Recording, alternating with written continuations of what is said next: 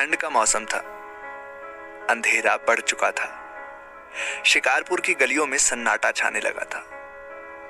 महानगरों की तरह विकसित तो नहीं था शिकारपुर, परंतु आम जनजीवन की सारी सुविधाएं उपलब्ध थी। शिकारपुर की एक अंधेरी गलियों में से एक गली में खड़ी थी सुमन। भोली सूरत, सामान्य कद काठी की 24 वर्षीय सुमन एक मेडिकल दुकान में काम करती थी। वैसे तो रोज ही वो समय पर घर पहुंच जाती थी, परंतु आज मालिक के ना होने के कारण दुकान उसी को देखनी थी, इसलिए वो आज लेट हो गई थी। रात के 10 बजे थे और उसे कोई ऑटो नहीं मिल रहा था। बस आते जाते मोटरसाइकिल सवार उसे देख रहे थे। अनजानी नजरें जब उसे देखती तो वो ठिठक जाती। छोटे शहर की लड़की है ना, बचपन से ही मान मर्यादा के इतने पाठ पढ़ा दिए जाते हैं कि कभी अनजान लोगों के सामने खुल ही नहीं पाती। ऑटो का इंतजार लंबा हो चुका था और रात बढ़ चुकी थी।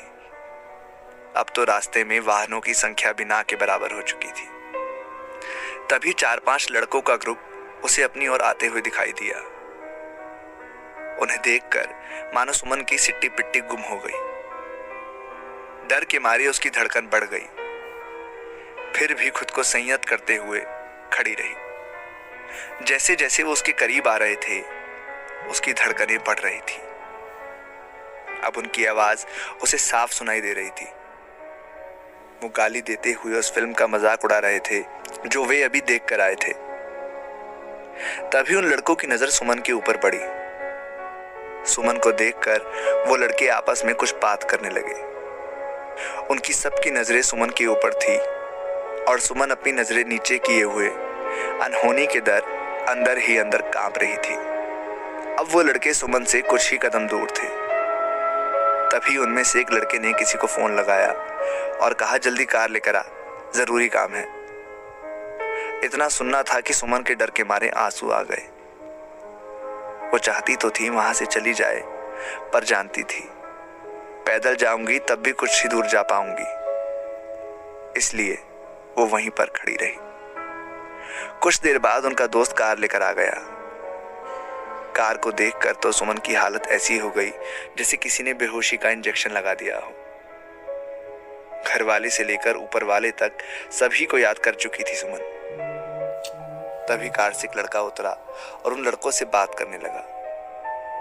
बातें करते हुए वो बार बार सुमन की तरफ ही देख रहे थे। सुमन को तो जैसे कुछ होश ही नहीं लग रहा था। शायद उसे विश्वास हो गया था कि आज उसके साथ वही सब होगा जो आए दिन न्यूज चैनलों पर पेपर की हेडलाइन में पढ़ती थी।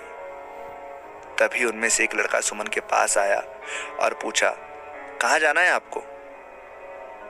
सुमन को तो जैसे कोई होश ही नहीं था। उसे ना सवाल सुनाई दिया और ना ही उसने कोई जवाब दिया।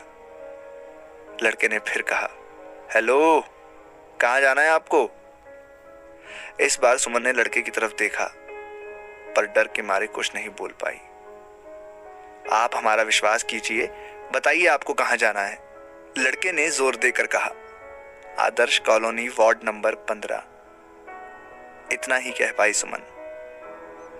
इतना सुनकर लड़का वापस चला गया और फिर कार लेकर आया। आइए मैं आपको छोड़ देता हूं। नहीं, मैं चली जाऊंगी। देखिए, ये जगह अच्छी नहीं है और इस वक्त आपको कोई भी ऑटो नहीं मिलेगा। आप मुझ पर भरोसा करिए, मैं सिर्फ आपकी मदद करना चाहता हूं। इस बार सुमन ने कुछ नहीं बोला। वो सोच रही थी कि अगर इन्हें कुछ गलत करना ही होता तो ये लोग अभी तक खड़े न रहते। इसके आगे कुछ सोचती उसके पहले उस लड़के ने कार का दरवाजा खोलकर बैठने के लिए कहा। सुमन चुपचाप बैठ गई। कार आगे बढ़ चुकी थी।